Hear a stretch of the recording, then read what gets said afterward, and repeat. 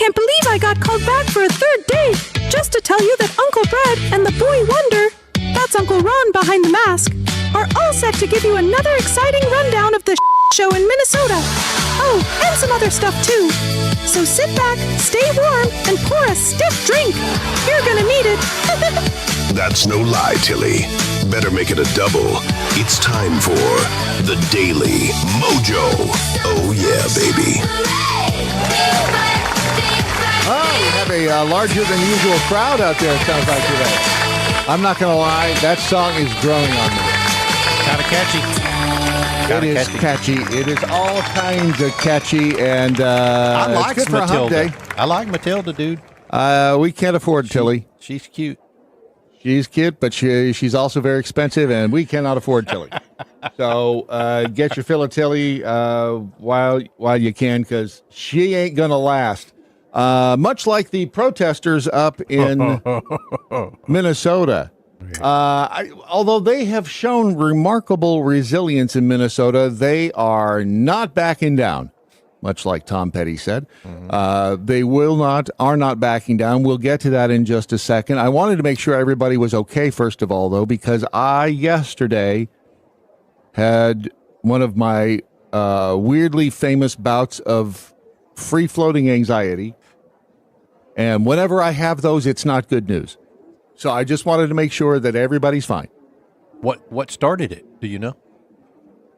Why they call it free-floating anxiety, no one knows. No one knows. Okay. All right. That's why it's free-floating. We're here for you, Brad. We're here, buddy. Well, it's not me I'm worried about. It's not. That doesn't mean something bad. It always is something bad's going to happen to somebody else. That's why I'm concerned. Oh. So you don't have to be here for me. You got to stop that. I'm worried for all y'all because, again, it is not good when I get those feelings. I'm just saying. So if you are having issues out there, stay away from train tracks. I would stay away from just anything that moves. Quite frankly, I would make sure that you're wearing cleats if you go outside, and just be very, very careful out there. In Minnesota, they are, and Ron brought this up earlier today, and it was, is that one of the ones you said was hot right there? No. It was a hot or not kind of thing. Justin Neil Shelton. Yeah, these are the mug shots of the folks that they are finding up in Minnesota, the demonstrators / protesters. These are the people that were apparently outside the Minnesota hotel. They thought that Greg Bovino was staying in. So that's been their big methodology of trying to get ICE out of Minnesota, is going to the motel or the hotel where they think these officers are staying, and then standing in the street and making all kinds of noise, which has got to be fabulous for you if you're staying at one of those hotels and you're not an officer. You're just like, dudette in town for business, and you got a bunch of jackasses in the middle of the street out there playing trumpets and hitting drums and God blowing knows whistles. What else they're doing out there. Yeah. It's insane. It's annoying. But they're making good money, apparently, some of these people. But we have the mug shots of these folks. Justin Neil Shelton, he's, he looks normal, doesn't he? He just looks like your average dude out there on the street. Okay. What? He was arrested on charges of obstructing the legal process. Back in 2007, he pleaded guilty. What's the difference between pled and pleaded again? I know that I did find out the difference between hanged and hung is the only time you use hanged is? I don't remember. After the fact? I don't know. No, hanged refers only to somebody who's been hanged by the neck until dead. That's it. That's the only time you use hanged. Other than that, you don't use hanged. Okay. I didn't know that. Surprise. Words matter. Words matter. So he was convicted. He pled guilty to a charge of first-degree aggravated robbery after prosecutors said he beat up a pregnant woman while he and another individual were trying to steal her car. So he's a good guy, right? I mean, he's one of these people that's up there protesting, trying to get ICE out of Minnesota. Seems like you'd want to have him in your corner, right? I mean, what's up, my man? When the woman asked Shelton and the other person to leave, they knocked her to the ground and kept kicking her, even striking her with a bottle. Fortunately, the child was not harmed in the incident. So there you got him. Then you have Abraham Nelson Coleman, who... What is there to say about Abraham Nelson Coleman? He just has that look, doesn't he? Like, I just do not give a flying anything. Not at all. He was 45. He was arrested on charges of damage to property. Previously, he's been convicted of the following crimes since '03. That'd be 22 years ago. He's been busy. Theft, felony theft. Yeah. What's the difference? Under a certain dollar amount, maybe. I was going to say probably 10 grand. Isn't that the difference between? I thought it was like 2,500, but maybe. Is that what it is? You get a felonious charge against you for $2,500 worth of theft? That doesn't seem right. Okay. This is America, damn it. I mean, it should be. And surprisingly, there's damage to property. That is weird, isn't it? So he's been busy since '03. Oh, sorry. Then there's damage to property, and theft. It reminds me of the Blazing Saddles scene. Let's see, theft, rape, rape. You said rape twice here. Yeah, I like rape. Apparently, this guy likes theft. And damage to property. Yeah. And damage to property. Then you've got Jalen Marie Rodriguez. What is that? Huh? Is that a thing? She just looks like a rioter. Whoa. How dare you assume the gender of this person? Jalen could be a dude. Do they say she in the story? I don't know. Yes, doesn't matter they what do. they say. Yeah, they do. It's Fox News. You believe them? For crying out loud.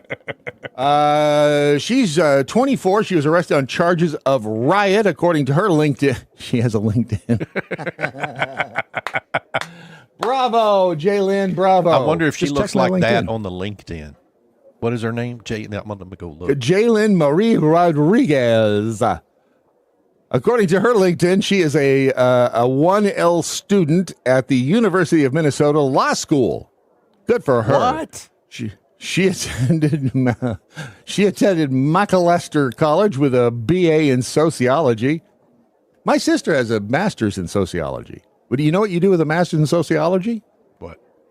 I have no idea. Neither does she. While at Macalester College, she was a cultural programming coordinator for the Latinx Student Union and program assistant for the Lealtad Suzuki School for Social Justice. Wait, this is eye-opening. The Lealtad Suzuki Center for Social Justice. And how much does a person make as the cultural programming coordinator? I bet you they make decent money. Did you find her LinkedIn photo? I'm looking right now. No results. Let's see. Well, that's not true. Fox said she has a LinkedIn. Oh, I'm looking. There it is right there. So she must have a Minnesota LinkedIn. Then we have Law School. Rena. Yeah, Minnesota. Oh, wow. She does not look the same. Really? What's she look like? Give it to us. Okay. Hit us with it. Hang on. I got to get to another machine. It seems like you would have fixed that problem with having to go into another machine by now. I'm sorry, dude. I access my account. How do I access my account? Oh, we'll wait. No, don't wait for love of Pete. No, it's okay. We'll wait. Here, I'll do this. Let's see. I'm just going to wait. It's all right. Save image as. Can't you just put it on your phone and hold up your phone to the camera? It's not on my phone. Oh. You have LinkedIn on your laptop? I have it on my computer. Who has LinkedIn on a laptop? Let's see here. LinkedIn. What's her name? Michelle? Jalen Marie Rodriguez. Just do Jalen Rodriguez. Jalen Rodriguez. Not Todriguez. Rodriguez. Let's see. Does she look she's an accountant application. How many down in the results was she? First, there she is right there. Got her. She got her right there. Look at that. No, she does not. I mean, she does not look like she dirties up real well, quite frankly. She's got the librarian thing going on in here's the difference between the two. Ready? Yeah. Boom, chakalaka. Yeah,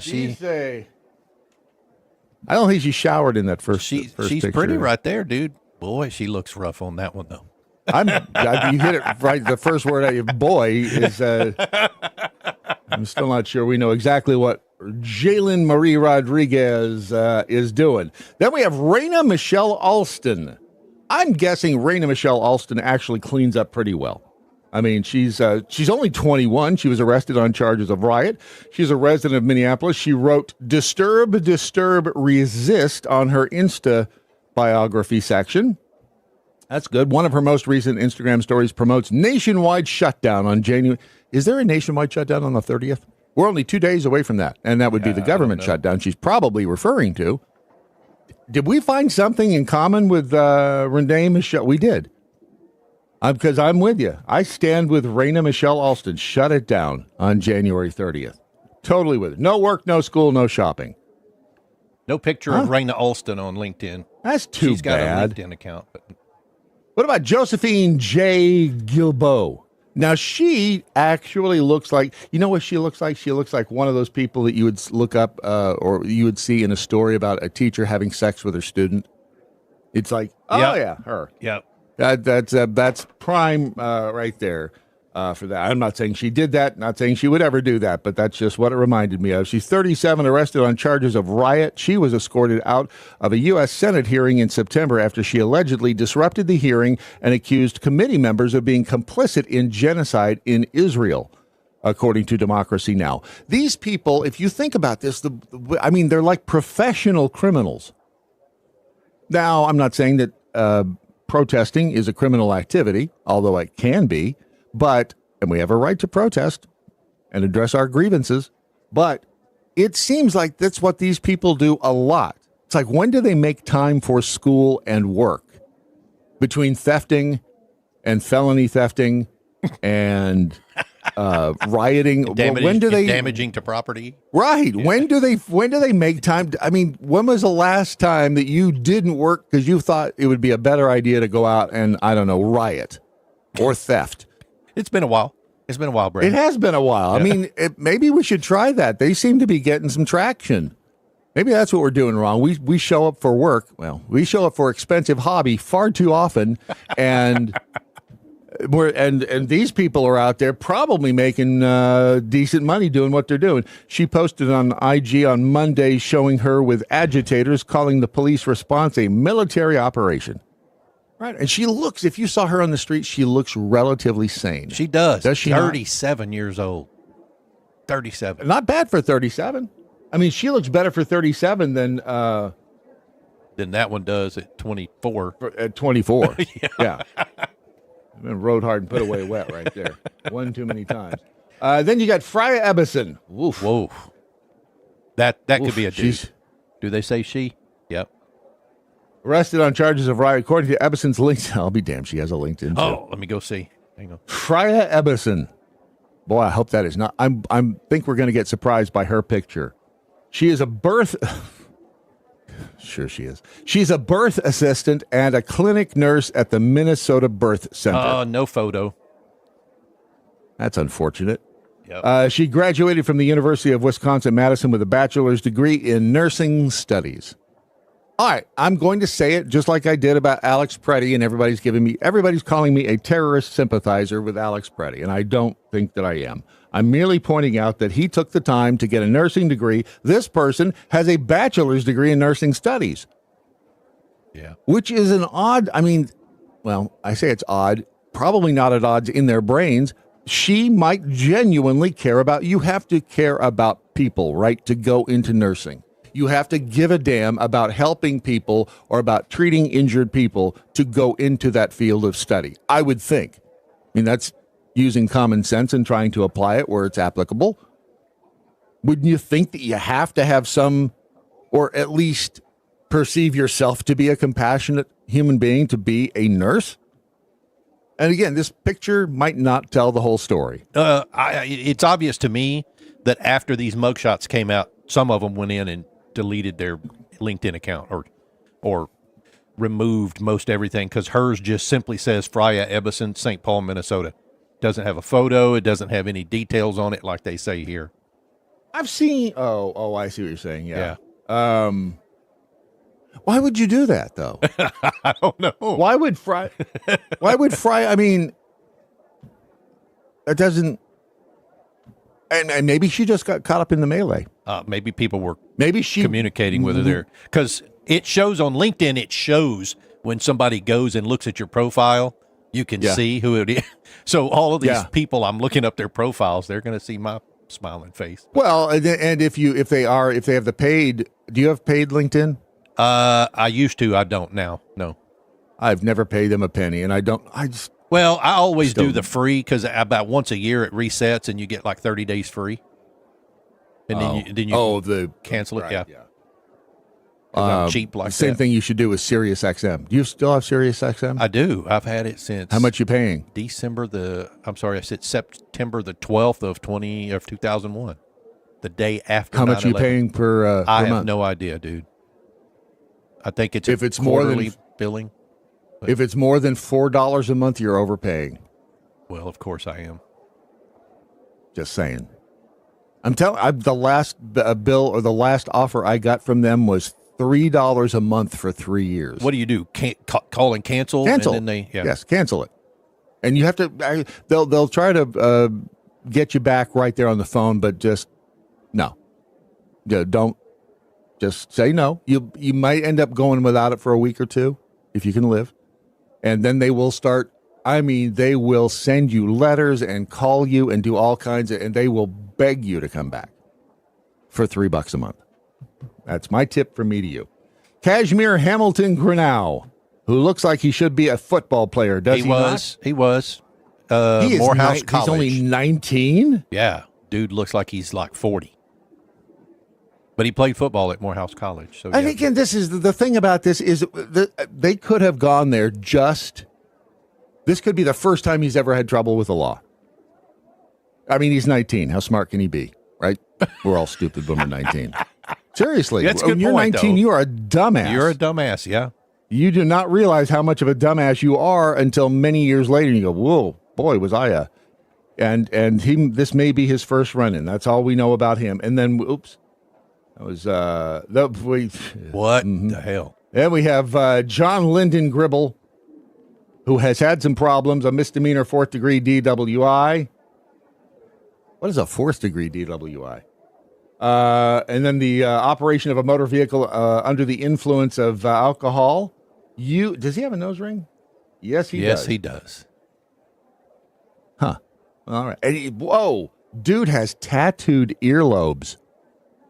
Well, actually, what's that part of the ear up there called? It's not the earlobe. That's down your here. weenus? Right?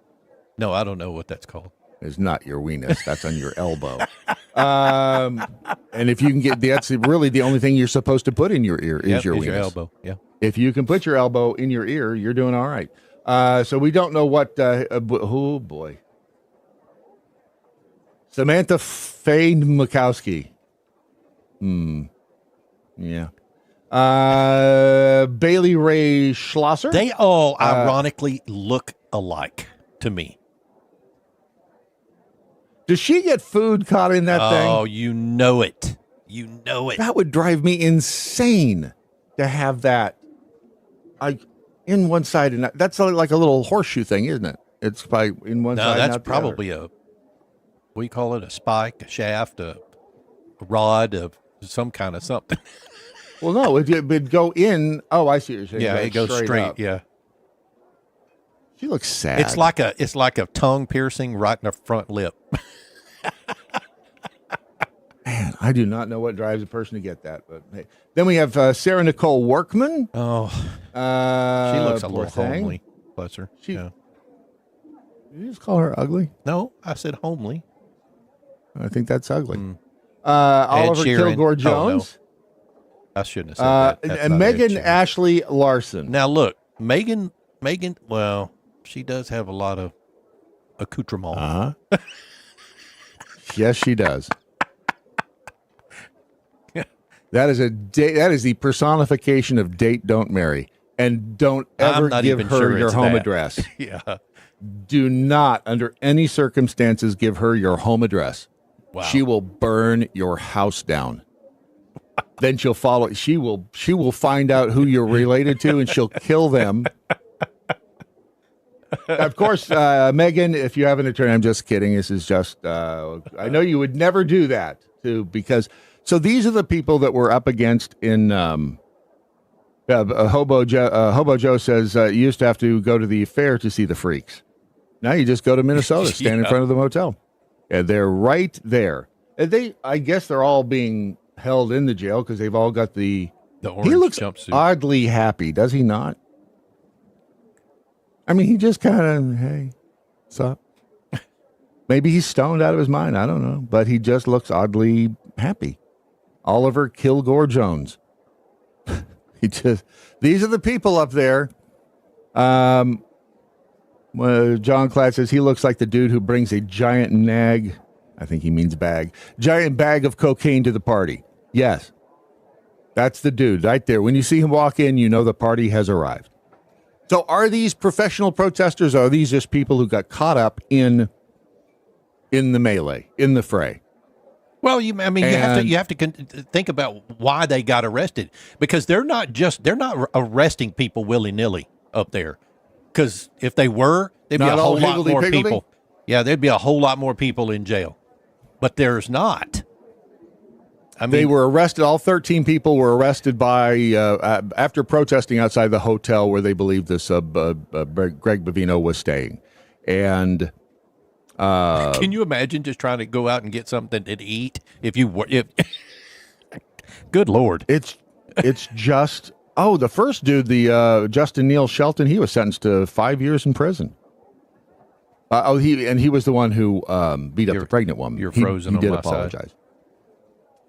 He did apologize for what he did. Yeah. He did apologize for his transgressions, and he did apparently. Well, I did hit reset, and it didn't want to reset. Hang on a second. If you haven't yet downloaded the Daily MoJo app, do so at your earliest convenience. Yeah, if you want the new app, the app is available right now, and instead of waiting for it to auto update, you can just delete it from your screen on your phone and reinstall it, and you'll get the new app with the new icons, the new colors, the new layout, and the Android app is ready to go. It's ready to be submitted again. So that's what we're doing today. So keep your fingers crossed for all of you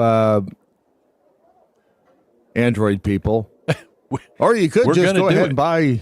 Yeah, it's going to happen. It is going to happen. It's going to happen. So do that at your earliest convenience. Download the app. Like Ron said, if you have it, you can either update it yourself or it'll update. And what do they get with a new update? What's anything exciting? New design. We added back the news and information stuff right on the front page. You remember that used to be there. We've updated that, and it's basically a new design. It's similar layout, but new design, new colors, new thing, new logos, all that stuff. Wade Robertson says, wait, y'all have an app? Why didn't you tell us? We do have an app, yeah. Why didn't you tell him, Ron? I did tell him. Why is my... Are you saying Wade's not telling us the truth? Because that doesn't seem like Wade. And Tiger Tame Forces seemed like a repeat on the app. What do you mean? There may be some hiccups on the app. I'm just reading what Tiger Tame Force said, okay. And that may not be the case. Is Tiger Tame for an Android user? Because that could explain a lot. Well, probably even not. the web app is updated. There might be some hiccups along the way because that's when things get updated. There are bound to be hiccups, so be patient. Patience is a virtue. And if you need to, if you want to get, that's one of the things that I noticed about all of those rioters. They seemed maybe a little peaked, maybe like they hadn't gotten rest, maybe they hadn't taken their vitamins. Maybe that was the problem. Hey, they just needed to, drink their vitamins on a daily basis. That's what you can do over at StellasMojo.com. They needed their Covita spray, Brad. They did. Well, if you're going to be in that crowd, I would not go into that crowd without a couple of shots of the anti-COVID schniz. Because it's running rampant around. What difference does it make? Though. They're all wearing masks. Are they? Most of them. They're either wearing the balaclavas or they're wearing freaking masks. Why do you want to wear a pastry on your face? I didn't say baklava. I said balaclava. Uh-huh. I had to think about That's the thing that bothered me about The Pit.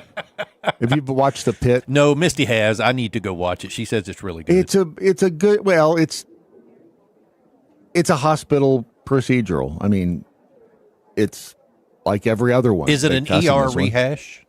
Yeah, pretty much. Yeah. I don't know what I don't know how you would Just term the differences. Well, we lost Brad's audio there for a second, so we've got you back now. What is going on? It's a good question. Did I piss off Ryan, Justin, Neil Shelton, and he? Anyway, what was I going to say? Oh, The Pit.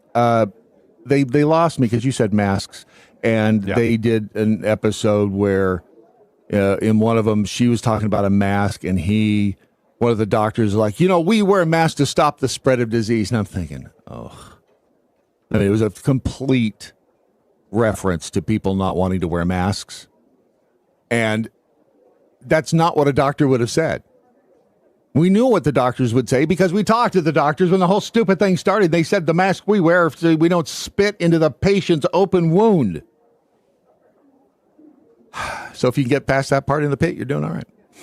Other than that, there's a lot of things you just have to overlook in shows and just zip right on past them and forget all about them. And then you can enjoy it. Or you don't have to. But at Stella's Mojo, you can get all the things that really do help, like the ivermectin. I swear, it's like dating a crazy chick with YouTube. You just want to, if I say that, is she going to explode on me? Oh, yeah. Because we're on YouTube again. They've demonetized the last 3 or 4 shows. Oh, I didn't think we were going to monetize them at all. Well, it's automatically monetized just because we are as a. Oh, it is? As a platform. But I need to set that because that's not. No reason for that because it ain't going to happen. We'd still get the hit. It doesn't matter. Well, but generally when you get the copyright strikes, it just means you can't monetize them. Yeah, we're not getting copyright strikes. They're just demonetizing us and monetizing whoever it is we happen to play a clip of. Right, which is a copyright strike, right? Because no, they don't give us copyright. You don't get the strike. Correct. Well, that's I guess I'm using the term loosely. Because we can't make money on somebody else's stuff. Correct. Even though we're promoting it. Did I mention Dr. Stella? Oh, yeah. Stella's Mojo. Go there, get some vitamins. Feel good about yourself. Feel good about life. Make sure you watch The Pit, too, because it's a good show if you can get past all of that. And as we always say, you've got to take your vitamins every day. Damn it. And Stella's Mojo is the way. StellasMojo.com. The Daily MoJo, making mornings bright with Brad and Ron. They keep it funky tight. News, laughs, and the moves that feel so right. It's the Daily MoJo, keeping the world in sight. The Daily Mojo.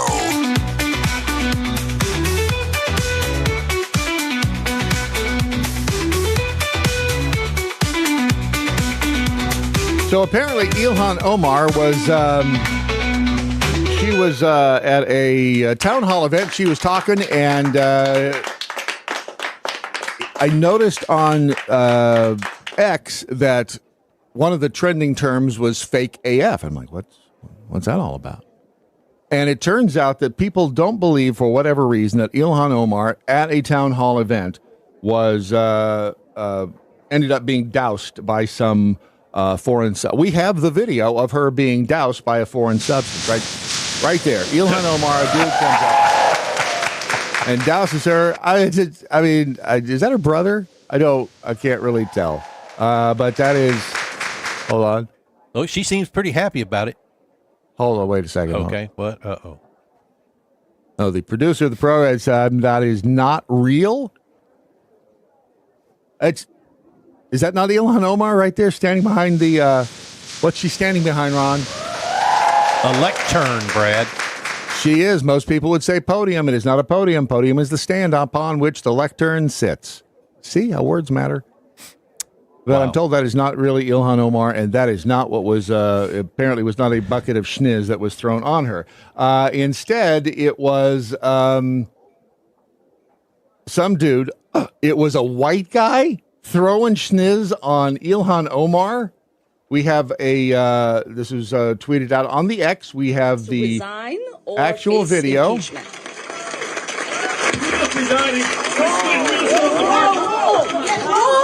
What was she going to do? Punch him? Well, people are having a little bit of an issue with whether or not this is actually real. Secretary Kristi Noem must resign or face impeachment. Did she give him the little wink and nod right there? She did look up at him. Was that the signal possible for him to come up and schniz her right there? Which was some sort of he was right in the front row, baby. Weird how that happens, isn't it? Yeah, as a matter of fact, the news cameras or the cameras were on him before he ever got up. So weird. Yeah. Weird that, and she was. You notice these are all valid points that they brought up. Foreign substance being shot at a representative of the American people on a stage. Pretty sure it was just water, Chuck.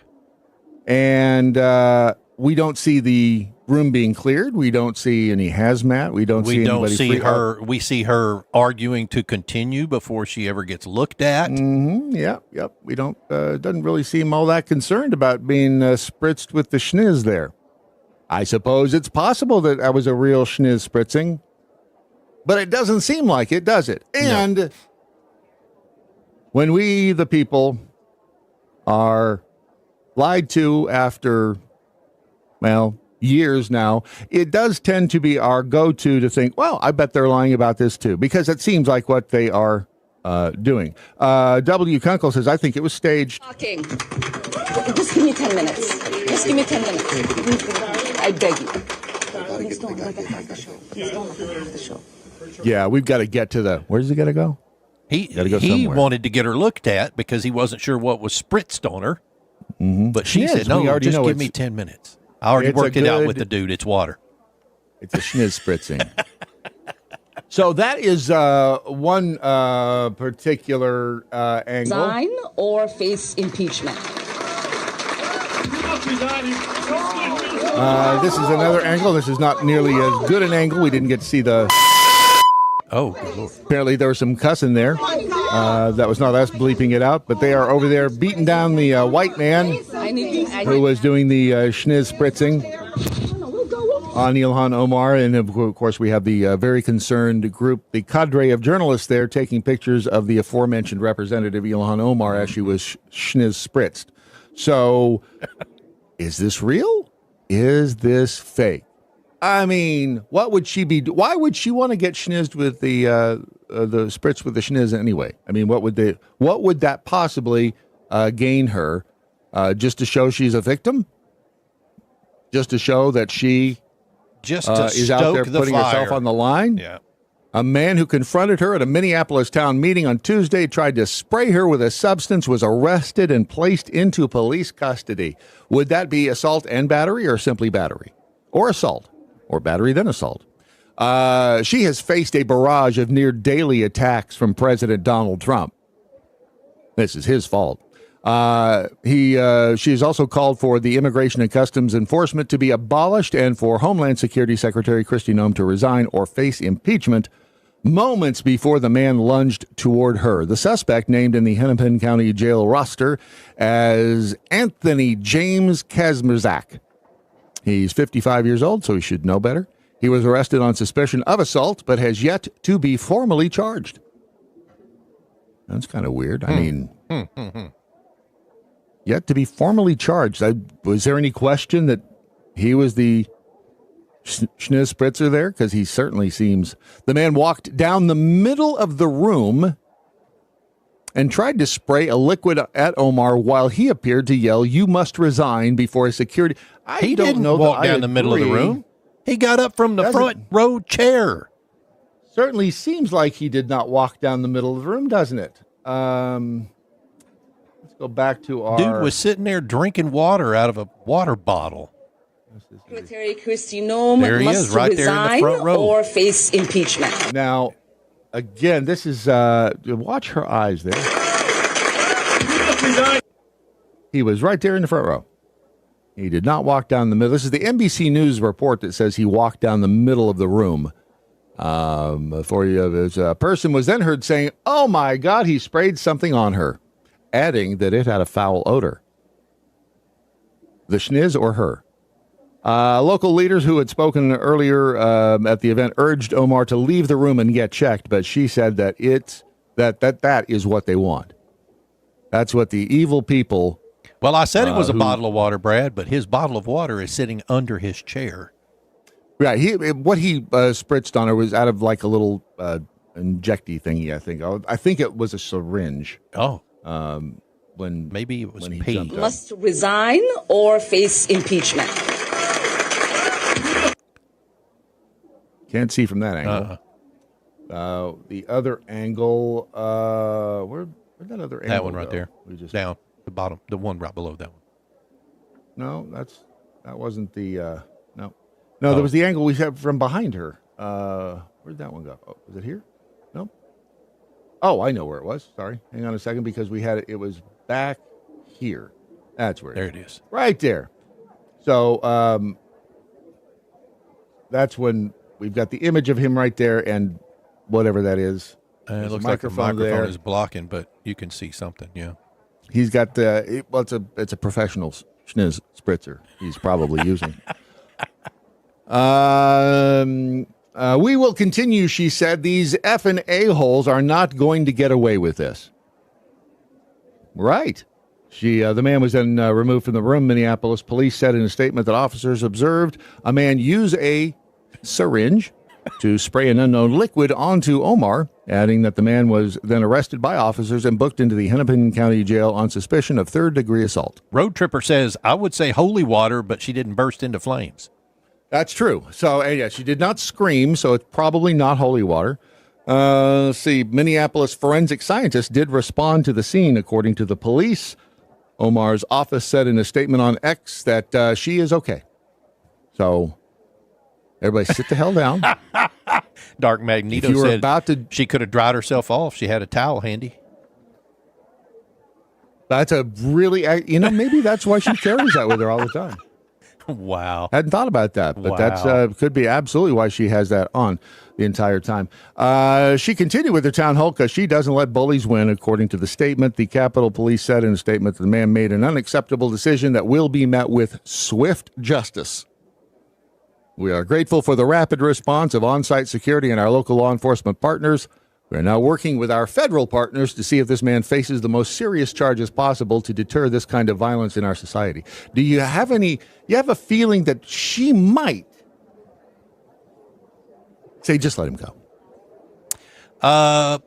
Let's not give this any more attention. Let's not keep the spotlight on them at all. That's what they want. They want the attention on let's go. Just let him go. White House did not immediately respond to a request for the comment on the incident. Regardless of how vehemently I disagree with her, this is what Nancy Mace said, and I do disagree with her. No elected official should face physical attacks. This is not who we are. Right. Exactly. I agree with you, Nancy. But this is, it just smells a little odd. Doesn't it? It doesn't seem to. Yeah, here's another good angle from the opposite side, and I think we have one of her representatives here to give us some words of wisdom. So there, see, that was. That was definitely a syringe. That was a spritzy. Well, it looks weird from that angle, doesn't it? It does. I think I've seen this movie. What? If there was not her in it. So whatever that is, she does. The weird thing is she doesn't even look at it. After he spritzes her, she looks at him. She never looks down to see what's on her. If you got hit with it's an armchair quarterbacking, I know, but if you got and wouldn't you be like, what just got on me? Wouldn't you? I mean, it seems that's just my reaction. Maybe that's not what people like Ilhan Omar do. Maybe she just never seems to really care about what's on her. She just wants to go after dude. Maybe it's real. Maybe it's not. But it kind of seems like something's just a little fishy. A little fishy in Denmark, wouldn't you say? Just a little odd. Just odd. Something a little sus, as the kids say. Huh? A little sus. It is that time again. It is time to check in with Phil Bell and his morning update here on the Daily Mojo. This is Phil Bell on the Daily Mojo morning update. Guys, I think the time has come. After decades, I finally think I have to do this. Oh, no. I think Trump's gone too far. Look at this. Can you believe this? Look at this. Wait. These ice Tell Phil this. pointing a weapon at a defenseless child. I can't believe it. Phil that's It's not- insane. Hold on. I got something in the IFB. That's not. Yeah. Brad, That's- hey, what's up? That's not Trump's people. Wait, that's not Trump? No, that's the Border Patrol? No, It's not Clinton. Trump's ICE? Clinton No? back in the 90s. That was Bill Clinton? Yes. From the 1990s? Yes. Really? Yes. I like. You mean Democrats were responsible I for know, this? crazy, right? Yeah. Wow. Okay, Brad, thanks. I'm going to finish the update. Okay. Whoa. Oh, my gosh. I got to tell you, I almost got hoodwinked there. Okay. Listen. I did that to make a point. You see, back in the 1990s, Bill Clinton and Janet Reno had no problem going in and forcefully deporting a little boy, Elian Gonzalez, because it fit their narrative. And when they did it, the mainstream media rallied around them, even to the point of one commentator saying, yes, that's how you're supposed to use that weapon. You know, pointing it at a defenseless child. They were okay with it. As long as it worked for them politically, it was fine. So why are they so upset about what's going on in Minnesota? Well, because it doesn't fit their narrative. Democrats want illegal aliens in the country, number one, because it increases their voting power, especially in areas that they mismanage and that people don't want to continue living in. And secondly, because it means they don't have to pay the minimum wages that they keep voting for. It's a 21st century form of slavery. And yes, the Democrat Party is not only complicit in it, but they wholeheartedly support it. And that includes the moderate-sounding Democrat who won't say anything negative about it, who might represent you, that you say, oh, but he's a nice guy. This form of 21st century slavery is the pinnacle of hypocrisy. And you and I need to make sure to call it out everywhere. And today, ground zero is in Minneapolis, Minnesota. So I hope and pray that President Trump, Tom Homan, Greg Bovino, and Kristi Noem continue the mass deportation agenda, not only in Minneapolis, but in every state in this country. Send all of the illegal aliens home, and the ones who are not criminals, who truly want to come into this country and truly want to be with us as we continue to build it, let them come back if they come back legally and follow the process. No more of this hypocrisy. So what I want you to do is leave a comment under the show. Let us know what you think, and I also hope you'll download the Daily Mojo smartphone app and enable notifications. That way you'll be up to date on the latest craziness and good stuff coming out of Washington, D.C., and you'll know how to share it with others. Stay sharp, stay strong, and stay free right here on the Daily Mojo. Before you go, Remember to hit that like button if you agree with Phil. If you don't, let us know why in the comments below and share it with the world. Phil Bell's Morning Update is exclusively on thedailymojo.com. Radio. Oh yeah! With It's Brad, the man with the plan. an attitude. Wednesday's here, let the fun expand. Pop one's up, put your feet on lock. We're vibing down, let the clock tick tock. Ha! The Daily Mojo.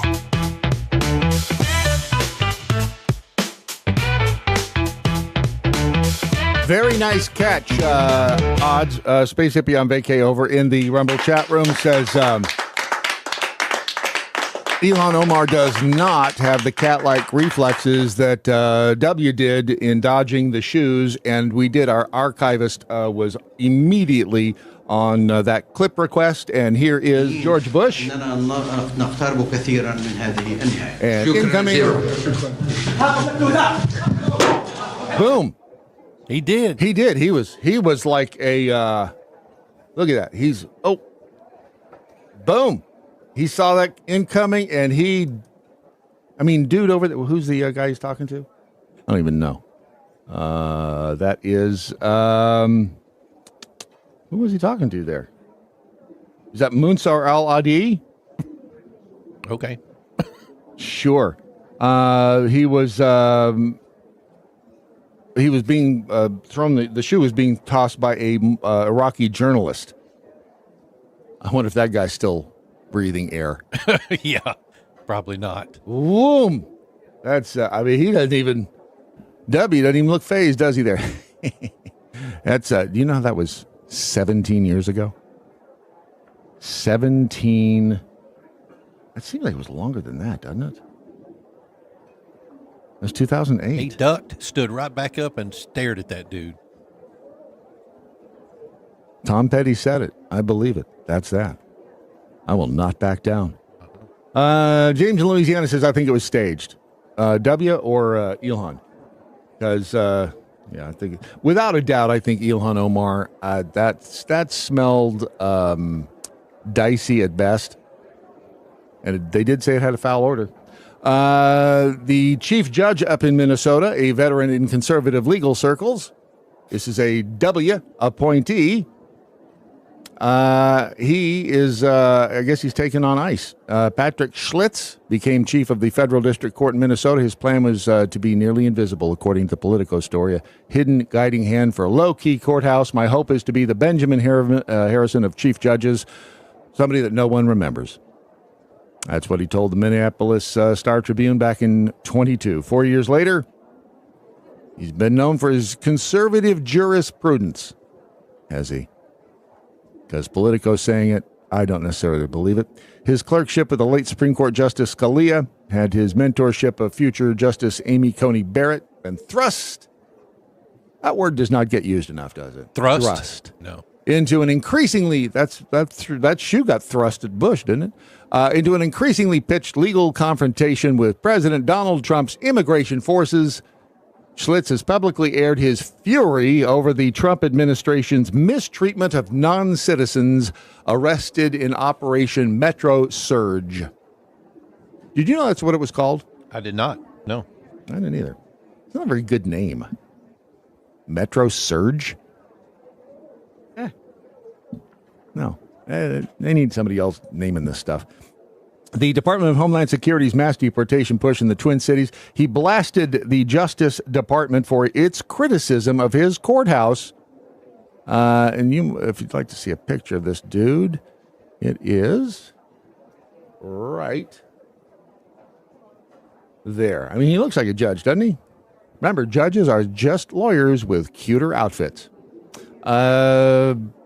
He blasted the Justice Department's criticism for his criticism of his courthouse colleagues and labeled as frivolous the administration's effort to compel him to issue an arrest warrant for former CNN anchor Don Lemon and others involved in last week's church protest in St. Paul.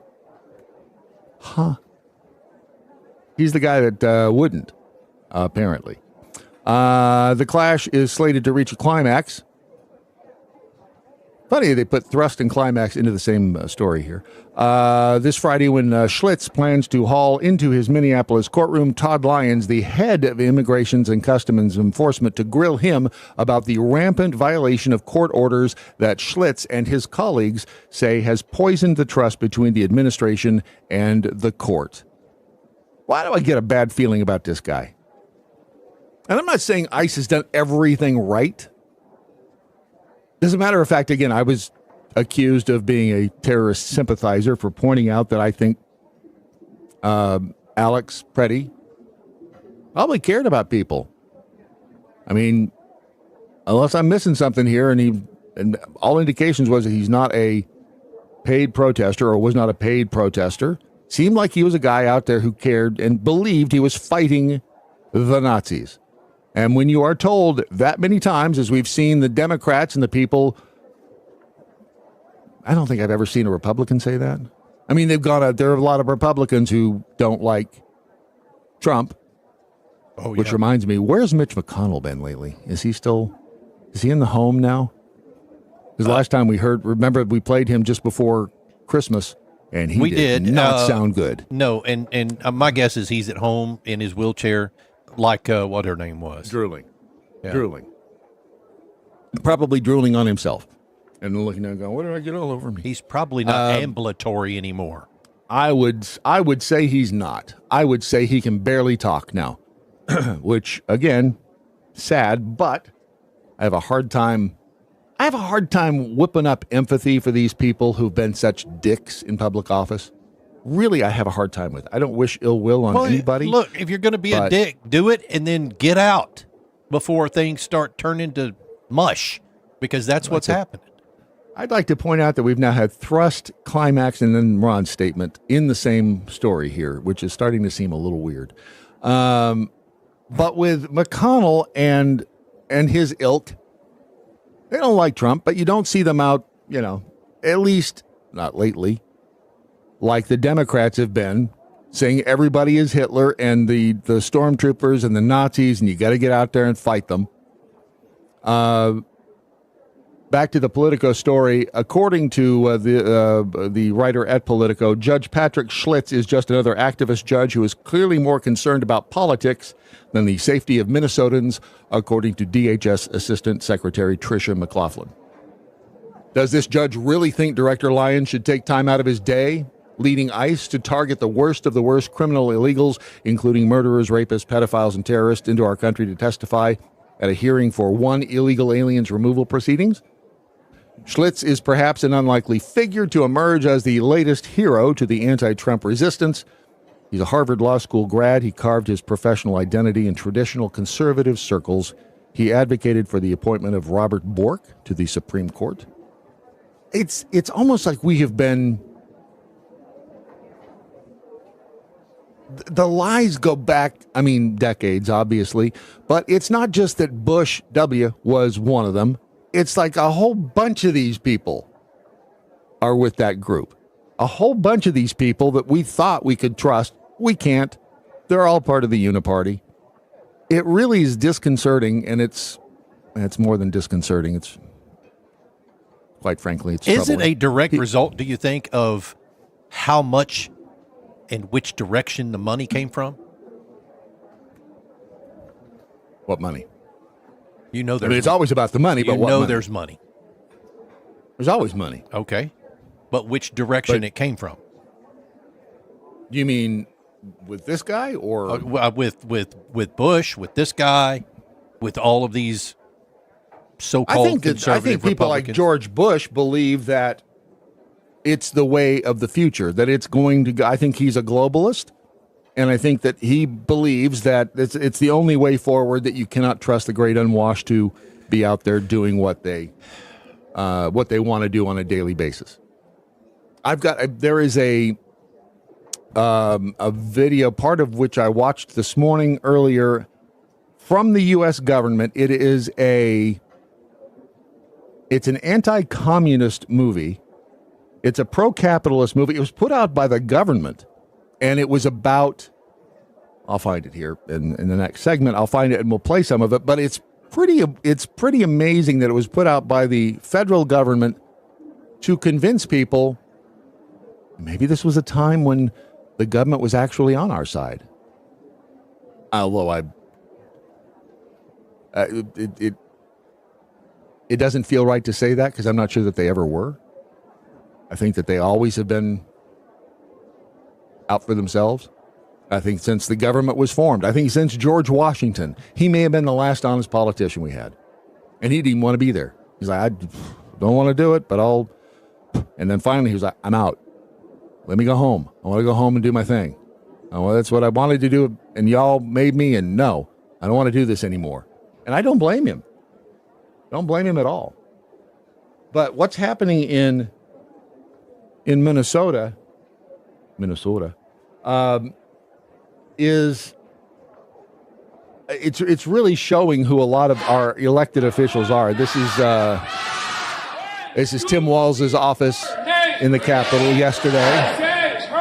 Are they really turning on Walz? What do we want?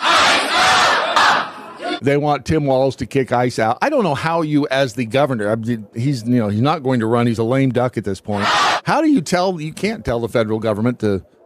They're there on federal business. They're there. Again, when it comes down to what is actually happening, they are trying to get illegal aliens out of the country. I think sometimes we lose track of that, but that's the focus. That's the goal. Get people who are here illegally and get them out. Get them gone. Now, people keep inserting themselves into the process. I'm not blaming Nicole for being dead. I'm not blaming Alex Preddy for being dead. However, if they had both made different decisions on those days, they would not be dead. If they had decided not to insert themselves into the situation where these federal officers are trying to get the job done, they wouldn't be dead. But they were told and they believed that these were Nazis on the streets of Minneapolis, and I'm still not really sure of her intentions because she had a screw loose.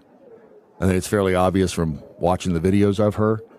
And I don't know that the same is necessarily true for Alex Preddy. He did not seem like a whack job. She, on the other hand, seemed like, which doesn't mean she deserved to die. And I think ICE has, we talked about this yesterday. I don't know how you justify, was it 10 shots? Yeah, they did come out and say that it was 2 shooters, but I don't remember the number of shots. Maybe 10. Yeah, I think we counted, and I think they've confirmed that the initial shot heard around the world was from that SIG. Was a negligent discharge from the SIG. Yeah, which. Is this going to? It's not even. This is a rhetorical question because I can almost guarantee it's going to happen. When does the lawsuit against Sig Sauer get filed? Yeah. And when does Sig countersue? Because they're going to. Whoever it is that sues them. Yeah. Yes, and I don't know. Airman 66 CES, hold on a minute. Stop the presses. Schlitz is a good beer?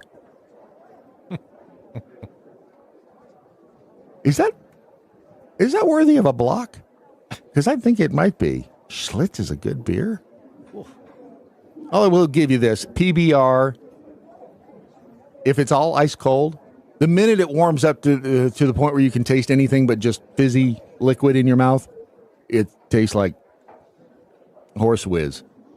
But any beer sufficiently cold is good, if that's what you mean. And and because we're friends, Airman, I will take that as what you meant. Mind of Zoe says U.S. government is suing SIG already several months. Is it really? Because I was not aware of that.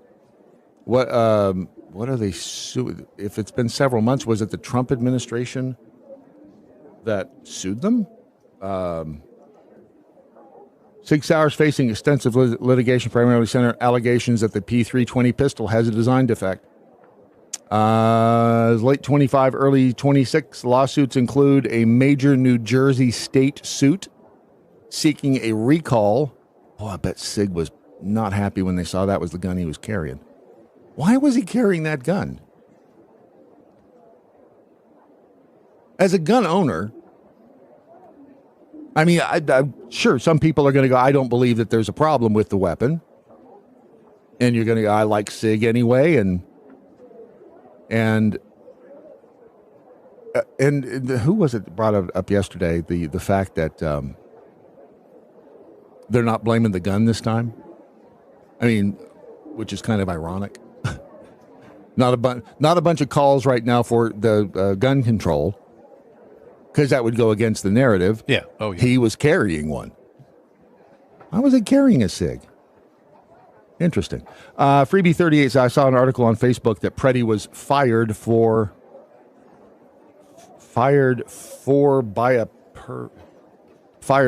by something about being a pervert with patience. I have not seen that. Don't know. Yeah, and remember, if you saw it on Facebook, that almost guarantees it's not true. I mean, it's you've got to. There are going to be those. There's going to be people who try to character assassinate him, and I'm going on what I've seen. I've not seen anything, and I did. I'm not going to say I did an exhaustive search, but from everything I've seen, Preddy was not a horrible human being. Now, something could come up that will change my mind, but I think that these people are being used as useful idiots, sadly, and that will get you in a world of hurt. And why, again, I know it is, see, we're thinking as rational people. Because, Ron, you brought this up yesterday. Why are you bringing a gun out there when you know? Because you think you're fighting Nazis. You believe that you're fighting the Nazis. So why wouldn't you take a gun? That's why. Because you and I would know that's not a good idea to bring a gun to this thing. Well, I wouldn't be out there protesting it in the first place. Yeah, but wouldn't you think he'd be out there brandishing the weapon if he was thinking he was fighting Nazis? Pointing it at them? I mean, what, death by cop? I don't think he was out for that. But why carry the weapon if you're not planning to use it? If you find yourself in a situation where you're being attacked, which, ironically. Yeah. But that's why. I mean, again, he didn't need a reason. He had the right to have a gun. But as far as, if we're just going to try to figure out why he was doing what he was doing and why he brought it with him, from our standpoint, it doesn't make sense because common sense would dictate that that's not a good idea as a responsible gun. And remember, the first thing you're taught, run. Get the hell out of there. And he wasn't brandishing the gun. By everything I saw in that video, he was, I'm not going to suggest he did the right or wrong thing by trying to help that woman, but by everything I saw, he was simply trying to help her. And tensions were high. Not going to go so far as to blame the officer. I do question, though, how, where did you see it was two shooters? News came out last night on Fox that the investigations have shown that there were two of the ICE agents fired weapons. Yeah. Not My Dog says these protesters actually think that kids in the future will be studying about them and their movement. Yeah, probably. Portion of the program that you are right in the midst of, brought to you by the fine folk at smellmymojo.com. I don't know how many of these protesters smell. I think by looking at the mugshots of some of those people, I bet they did not smell. They don't use Sugar Creek goods. Great. Yeah. Probably not. I'm going to guess. And I'm going to guess that some of them could, use a shower. If you want to smell good, if you don't want to smell like a nasty protester, I would recommend you go to smellmymojo.com and find you some soap. Has she put this? Did Valerie take our advice yet and make the soap on the rope? Oh, I don't know. Is she being stubborn? She is being stubborn. Have you put the rice on the on your website yet? I have not. No, I've been a little busy working on Daily MoJo app and stuff, so it's taking me a little bit of time. Good, because this pays you more. You have an expensive hobby, too. Anyway, go to smellmymojo.com and find something that fits your personality. Something that is, where's the eggplant one for you, Ron? I like the vanilla mint. Ron, since there's no eggplant, likes the cucumber. Lavender as well. I mean, if you're going to smell like lavender, I'm trying to remember what lavender smells like, and do not say lavender. I like the vanilla mint. It is the finest of the flavors. Don't try to eat it. Use the promo code Daily MoJo when you shop at smellmymojo.com and get 15% off your purchase. It is a way to get the small business of America, the backbone of America, keep that healthy and strong, and at the same time smell good like a human being should. Smellmymojo.com. The Daily Mojo, making mornings bright. With Brad and Ron, they keep it funky tight. News, laughs, and the moves that feel so right. It's the Daily Mojo, keeping the world in sight. We'd like to say hi to any government agency monitoring this broadcast. You know where to find us. TheDailyMojo.com.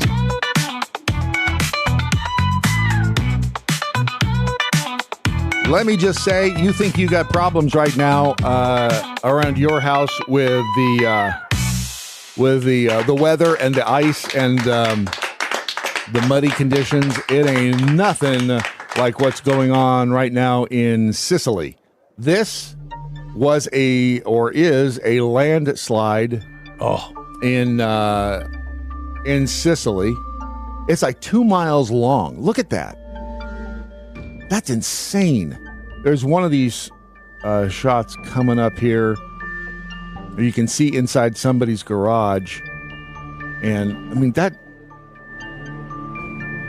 really doesn't matter where you decide to build your house, apparently. Because if it's... and that's crazy. There's not even any water to be beating up against that cliff. Is that the... Oh, yeah, right here. Look at that. Take a look. See right here on the... I guess this would be a good time to use the telestrator. Yeah.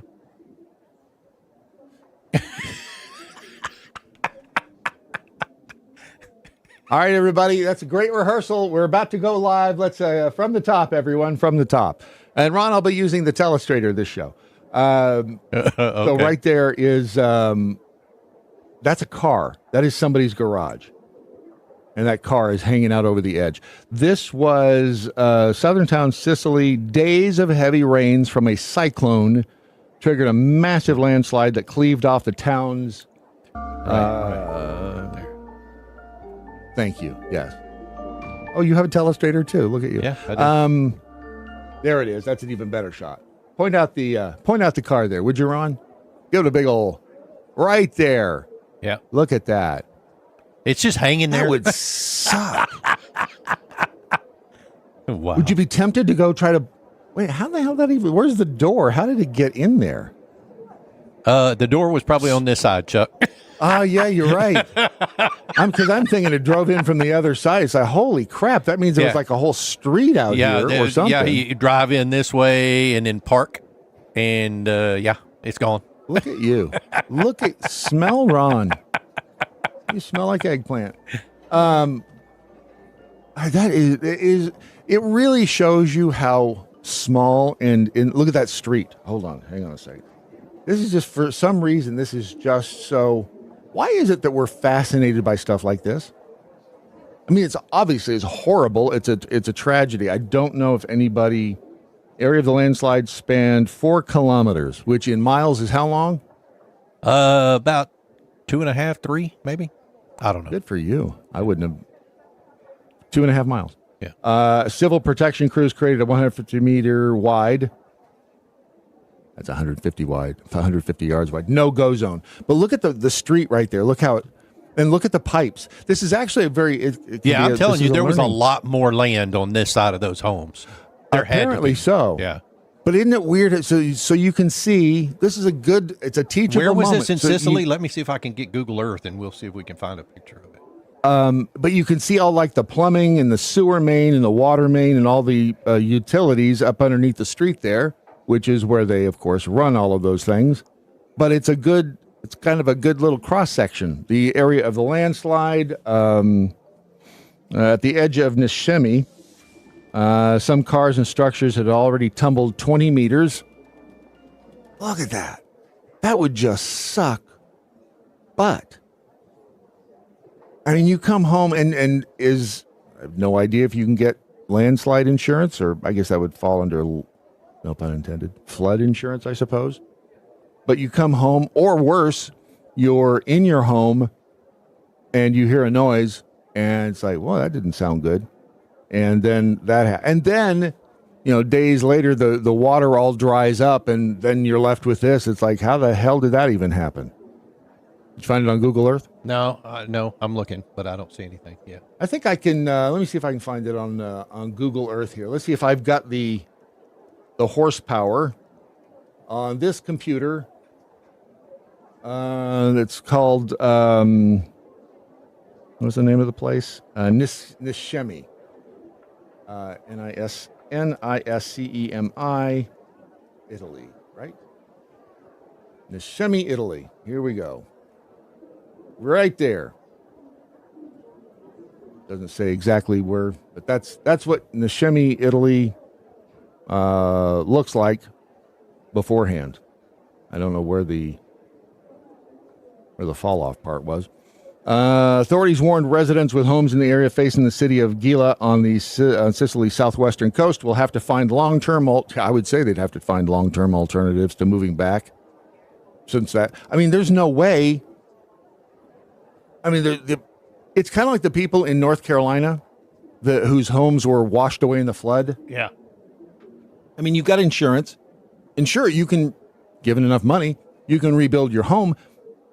But if the land that you had your house on that you owned doesn't exist anymore, what do you do? I mean, the people in North Carolina whose land ended up being like in the middle of a riverbed, you can't rebuild in the middle of the riverbed. So what happened? I guess it's almost incomprehensible to think that you just lose your entire life savings if you had it wrapped up in your home. But which I think this is a good point for going back to when it used to be that when you owned property, you owned it from the middle of the earth to the middle of the sky, that used to be kind of the thing. And then that stopped because, but in that case, I mean, even the land that they owned is at the bottom of that ravine. The entire hill collapsing onto the plain of, I guess you say Gila. To be honest, our house is located on the edge of the landslide that obviously can no longer be inhabited, so we need to work with the mayor to find a permanent relocation for those families.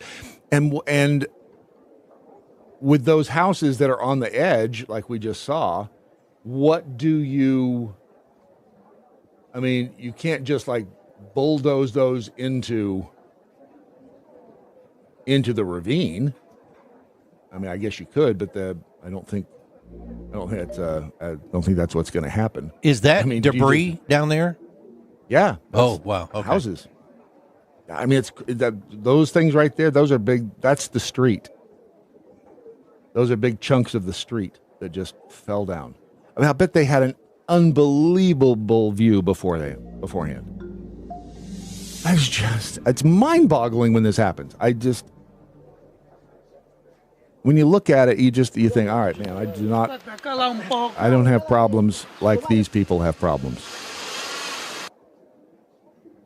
Wait, their police are named after the little thingy that you use to tie ropes with? That's weird. Who would have thunk? See, it's called a carabiner. Anyway, that is crazy. Look, there's a photo right there of aftermath, but look how long that, would you say about 2 miles? 2.5. Wow. Or 4 kilometers. I mean, it just fell. Isn't that crazy? Jeez. I know. It's wackadoo. Meanwhile, we are dealing with our own schniz here not the Elon Omar kind of schniz, But these people down, I think this is Austin. Are hit or miss, and they're just like some weird ice deposits. What we saw and experienced driving ourselves, typical for this type of weather. Skidding. I think the city has done a really good job in like making sure the highways are safe, but the narrow streets and some of the bridges are still maybe icy. That ice causing dozens of crashes across the city and beyond. According to a post on X, APD Chief Lisa Davis says an APD cruiser was involved in a collision. She did. Oh, it's a Ford. Figures. Did not say where the crash happened, but said thankfully everyone is safe. Over in San Marcos, city officials say the northbound Interstate 35 was closed at Posey Road after an... Look at that. I mean, that's a sheet of ice. Yeah. It looks like snow. That's what fools you. That's what fooled me, is you walk out, you think, oh, well, that's ice, and you expect when your foot hits it, you're going to be on snow, but it really, in reality, is just snow. It's ice that looks like snow. And you're tempted on a highway, you're tempted to drive faster than you should. And a lot of people give into that temptation. They do. 18-wheeler lost control, causing a fuel spill. The road was back open later today. The sun made a brief appearance. Some ice even melted. Let's see. I've got some of the... and again, the people either with either low IQs or... low driving skills. This was a dude down around Austin. It's Austin, San Antonio. Anyway, so South Texas. And a lot of people saw this on social media, this truck going off the highway and hitting the highway sign. KENS 5 reporter Mike Jimenez spoke with a man who captured the chaos on camera. Amador Rodriguez says when the... I'm sorry, who? What was his name, Ron? Amador Rodriguez. That's what it sounded like. You're so white. Crash happened, he was speechless, but managed to stay calm through the chaos. Yeah, it was shocking, but to be honest, I kind of... Yeah, look at that. That is... Now, those signs, from what I understand, have... and even though they do, they have those breakaway bolts on them. They're designed to shear off if they are struck with any force. So, there's a lot of give. I kind of saw it coming, and my gut was telling me it was happening. Amador Rodriguez says... I'm sorry, who? Amador Rodriguez. That was very nice. That's kind of sexy. Good on you. Oh, I feel like turning down the lights a little. He was driving his son to a basketball game, heading north on I-35 just after 8 Saturday, passing the... You think that dude's going a little fast? Oh, he's going too fast, and he's whipping that freaking steering wheel around. Probably talking on the phone and eating a pastrami sandwich, too. Downtown area when a truck merged onto the highway. He just went all the way across the lanes. As Rodriguez continued... Damn it. Stop saying it that way. To drive on I-35 North, he says the driver of the truck started driving erratically. He had like hydroplaned or something on the left side, but he managed to keep it in strike. He kept going. That caused Rodriguez to be on... He did it again. ...alert, and for safety, he decided to stay behind the truck. He says for when he... safety, my ass, you wanted to get the video of him. ...passed under 281, he knew something was wrong, so he decided to start recording the truck on his phone. He says he couldn't believe when he captured the truck going... So wait a minute, he's driving and recording? recording, yeah. Does anybody stop to think about what he was doing? No. Off the road... Ramirez.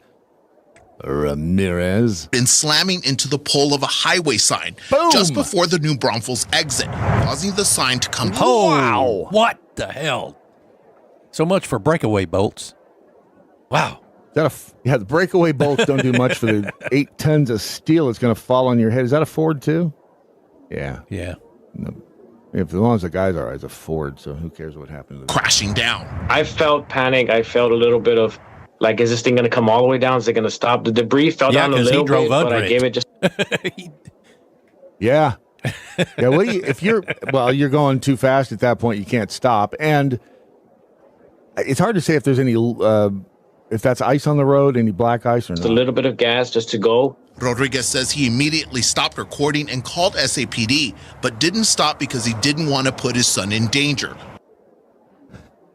If you really want to overanalyze it, he's driving and recording with his phone, so not paying complete attention to what's in front of him. And if you want to get down to the nitty gritty. According to a police report, the driver of the truck was a 29-year-old man who said he was cut off by another driver and lost control. I'm going to have to call bullshit on that one there, Chuck, because does that look like he got cut off by anybody? No. No, he was taken to the hospital with minor injuries and is expected to be okay. You just got to be aware of your surroundings all the time. Because Rodriguez says he is glad he didn't panic when the sign started falling down. Man, that would just suck.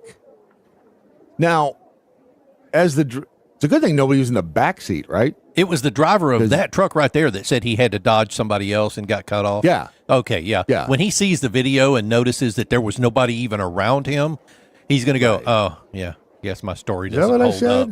Is that what I said? I didn't, you know what? I had a head injury. I didn't, because they're north on I-35 just after 8 Saturday, passing the downtown area. Oh, is that what he's saying? Well, because no, we're not even to the when sign a truck we still got merged another onto half the mile highway. to go. He just went all the way across the lanes. As Rodriguez continued to drive on I-35 north, he says the driver of the truck started driving erratically. He had like hydroplaned or something on the left side, but he managed. Yeah, the dude driving that truck has no idea that this evidence is to keep it in strike. He kept going. That caused Rodriguez to be on alert, and for safety, he decided to stay behind the truck. He says when he passed under 281, he knew something was wrong, so he decided to start recording the truck on his phone. All right, so is he going to say that the car in front of him in the number 3 lane is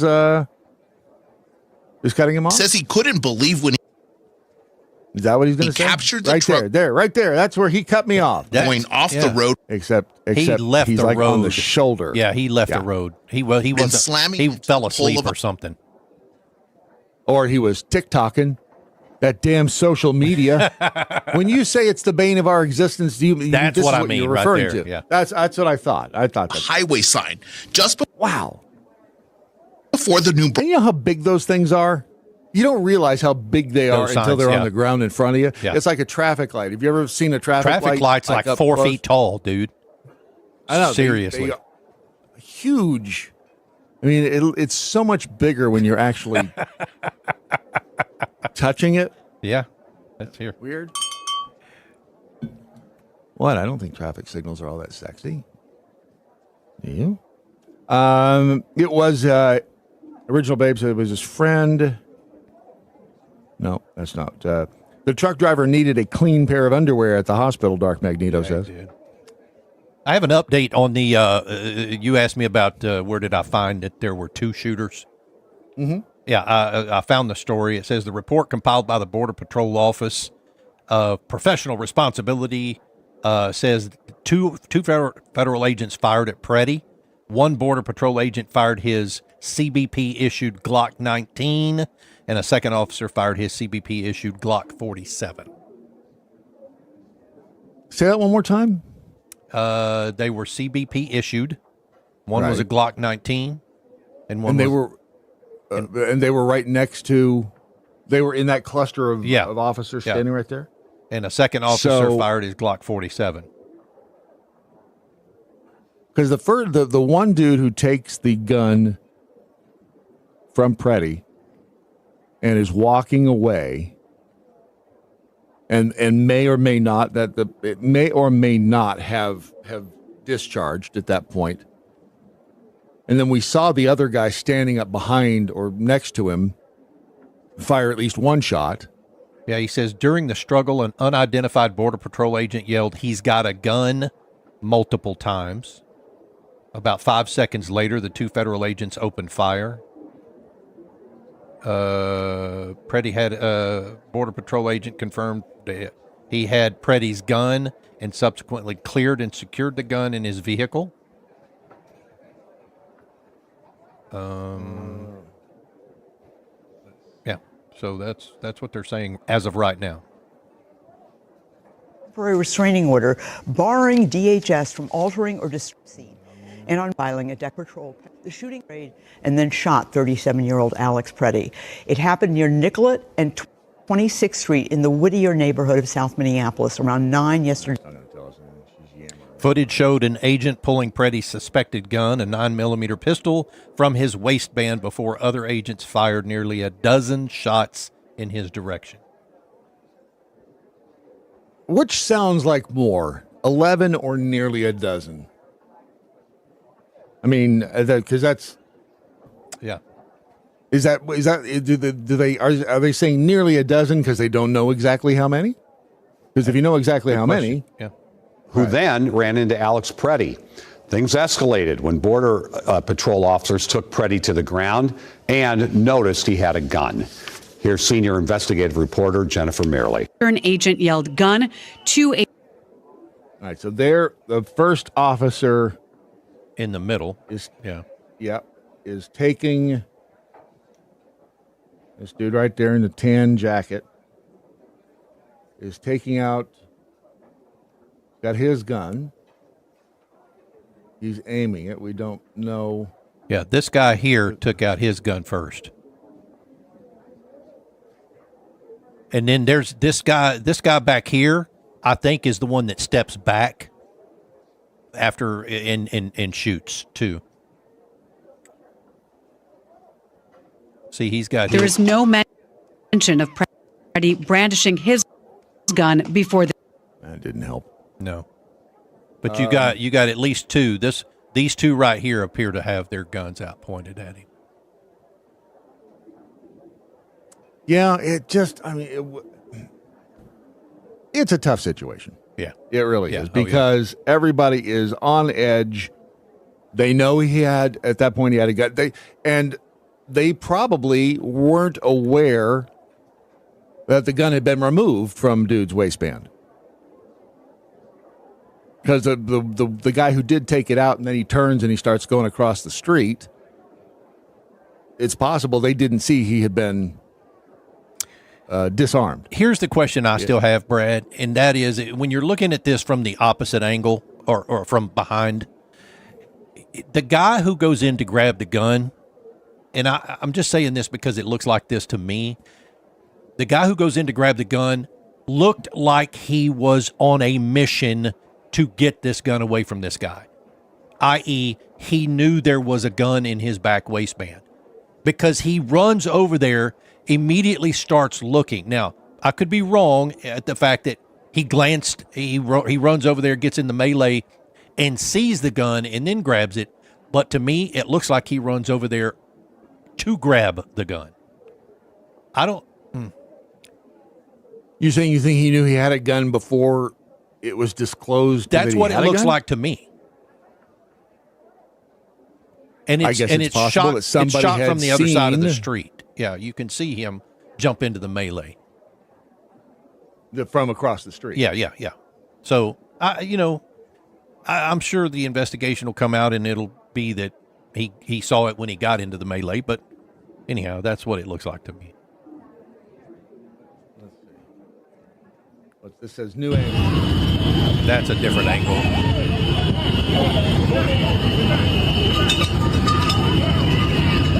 See, he jumps in there. When you say he, which one are you referring to? If you back up just a little bit.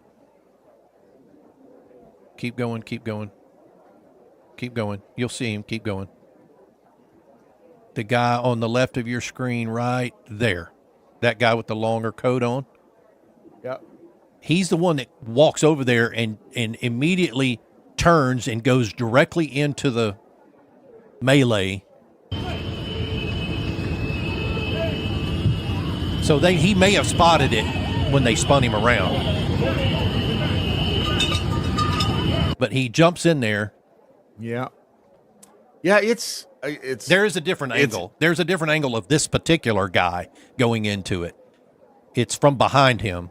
But anyhow, you'll see it if you go watch it. But to me, it looked like he had a purpose behind going in there. Yeah, it's hard to say what was going through anybody's mind. See, John says, I hate Glock number system. Seems absolutely useless unless you're an avid follower of the brand. Yeah, I know.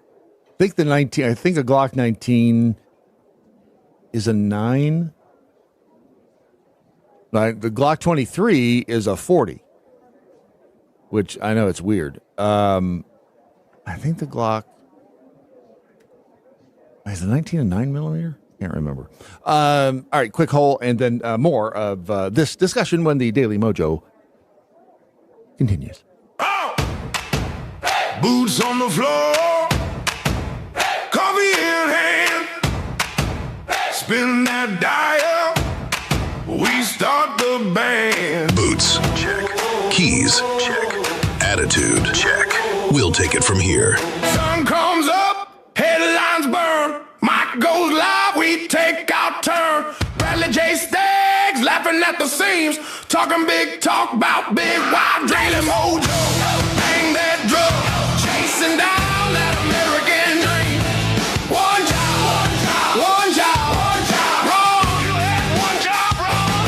Daily MoJo, beat that chest. Well, I was broke, we still believe. One job,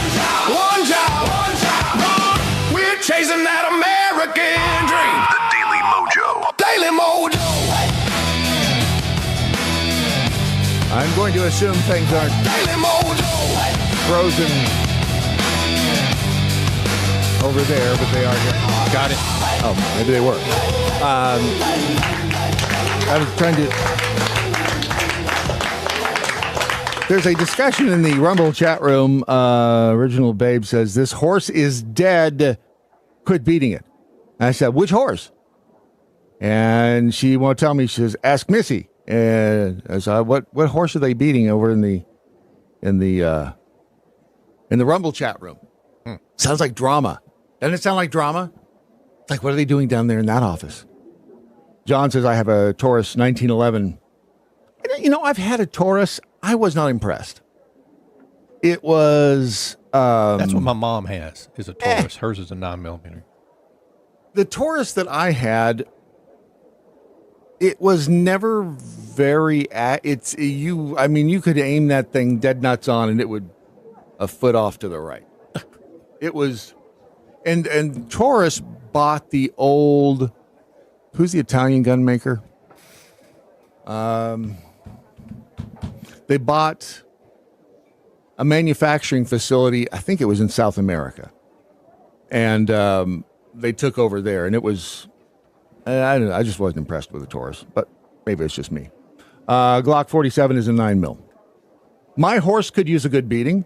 Thank you, Wisconsin Jack Hole. As well. On occasion, it's just fun to beat the horse. The horse is the shooting story, Brad. Why was I asking Missy about? Why couldn't you just tell me that? Benelli. Maybe. We're talking too much about the protester guy. All right, Original Babe, name it. What are we talking about next? You go. Floor is yours.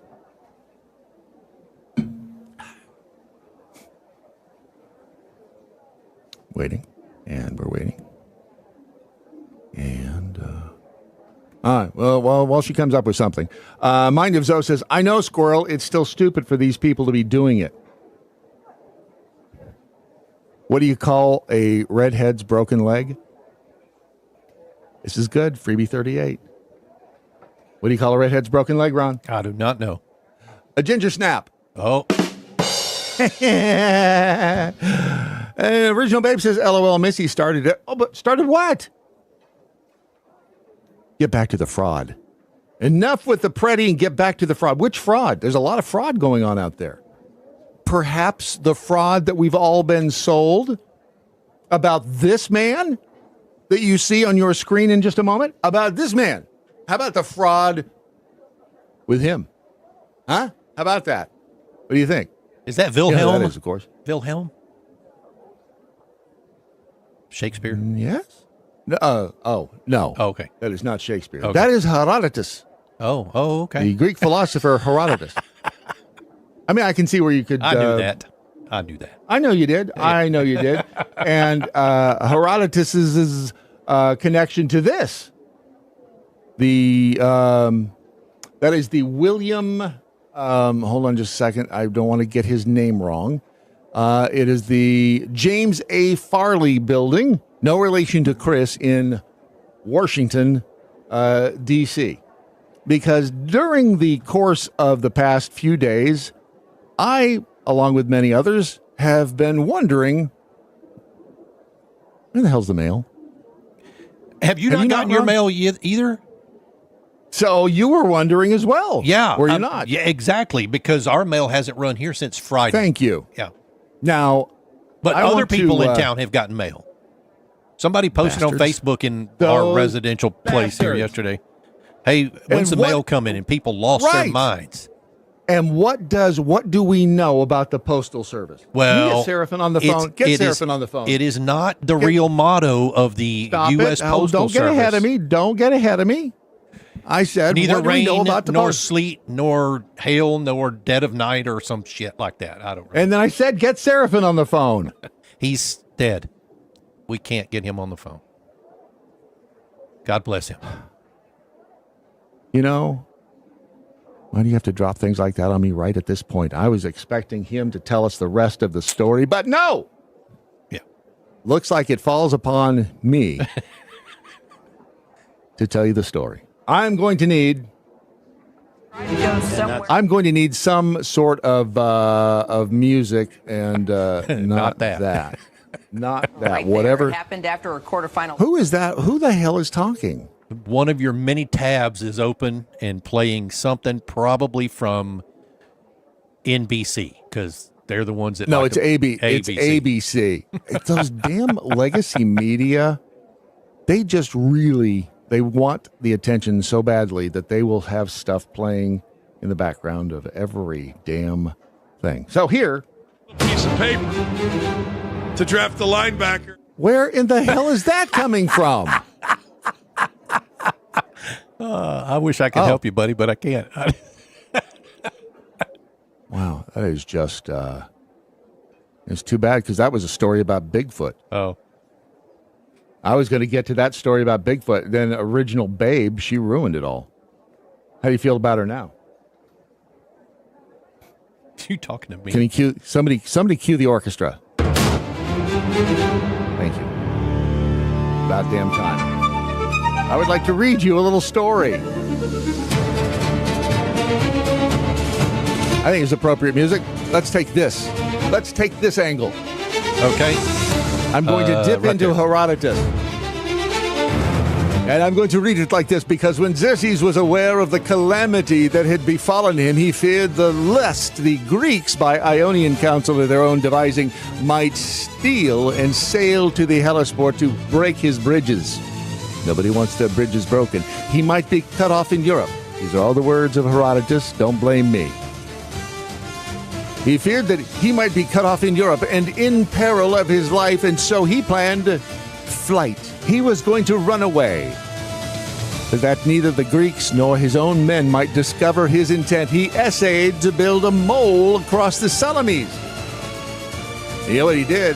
He made a floating bridge and a wall, and he made preparation for war as though he would fight at sea again. The rest who saw him doing so were fully persuaded that he was in all earnestness prepared to remain there and carry on the war. But none of this, you see, deceived Mardonius, who had best experience of Xerxes' purposes. Alex Jeffrey Pretty. No, that's not the right one. Xerxes did this. He sent a messenger to Persia. Where the hell's the music? He sent a messenger to Persia. Who put that in there? That was you, wasn't it? Back to what I was saying. While Xerxes did thus, he sent a message to Persia with news of his present misfortune. And this paid particular attention to: there is nothing mortal that accomplishes a course more swiftly than do these messengers. By the Persian skillful contrivance, it is said that as many days as there are in the whole journey, so many are the men and horses that stand along the road, each horse and man at the interval of a day's journey, and these are stayed neither by snow, nor rain, nor heat, nor darkness, from accomplishing their appointed course with all speed. The end. Stop the music. You see, it was Herodotus, in his words of the Persian War, that really is planted on the James A. Farley building in Washington, D.C. No relation to Chris Farley, and no, it is not the Postal Service's motto. We've been lied to about that this whole time. They don't I have a thought it motto. was, dude. I thought, if it's raining, if it's sleeting, if it's hailing, they're going to be out there delivering mail because, we're the U.S. Postal Service. Bunch of pussies are sitting at home. And really, what comes in the mail anyway? I mean, it's just Bills. a bunch of junk mail and bills. Bills and checks. That's what people were mentioning about yesterday. And if I was a postal service, I'd be like, hey, oh yeah, you guys don't think the postal service is worth a crap, and then it starts to snow, and everybody wants their mail. What the hell's wrong with you? And it's true. They aren't going to deliver mail. You want my junk mail? Okay. People just need something to bitch about. But I was stunned to find they don't have a damn motto. I think this is another example of the Mandela effect, because I grew up believing that neither snow nor sleet nor hail nor dark of night nor locusts or beetles or flies or anything would stop the postal workers from their appointed rounds. Were we not told that as kids? Were we not told? That's what I remember. Trust your favorite neighbor, your friendly neighborhood cop.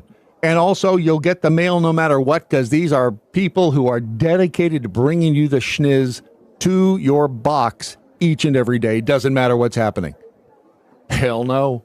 Hell to the no. We're not getting our mail because, well, quite honestly, the little trucks suck. Those little Jeeps. Maybe, I've not noticed if our postman here at the motel has a duck in his Jeep or not.